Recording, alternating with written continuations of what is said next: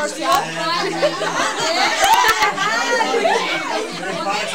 Tá com ciúme, da mulher. Limpa na mesa, ó,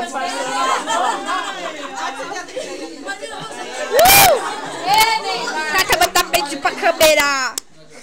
Bota esse também pra belar. Tá bom, não vou botar não.